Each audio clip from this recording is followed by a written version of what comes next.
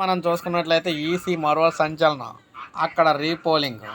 ఏపీలో ఎన్నికల వేళ ఎలక్షన్ కమిషన్ సంచలన నిర్ణయం తీసుకుంది. పల్నాడు జిల్లా చిలకలూరిపేటలో ఉద్యోగులకు నిర్వహిస్తున్న పోస్టల్ బ్యాలెట్ ఓటింగ్లో సమస్య ఎదురైంది. అక్కడ ఉద్యోగులకు ఇవ్వాల్సిన పోస్టల్ బ్యాలెట్ స్థానంలో ఈవీఎం బ్యాలెట్ పేపర్లు ఇచ్చారు. ఉద్యోగులు సైతం వాటిపైన ఓట్లు వేశారు. చివరిలో విషయం తెలియడంతో విపక్షాలు ఈసీకి ఫిర్యాదు చేయడంతో రీపోలింగ్ ఆదేశాలు అయితే ఇచ్చింది.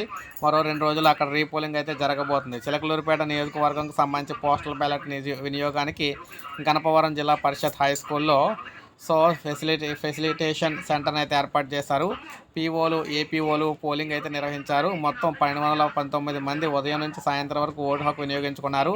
మొత్తం పోలింగ్ పూర్తయిన తర్వాత అధికారులు పొరపాటును గుర్తించారు. పోస్టల్ బ్యాలెట్లు అందుకు ఈవీఎంలో బదులు పోస్టల్ బ్యాలెట్కి బదులు ఈవీఎంలో పెట్టే బ్యాలెట్లు ఉద్యోగులకు అందజేశారు. ఉద్యోగులు ఈ బ్యాలెట్లపై ఓటు వేశారు. ఓటింగ్ పూర్తయిన తర్వాత గుర్తించిన అధికారులు విషయాన్ని ఉన్నతాధికారులకు తెలియజేశారు.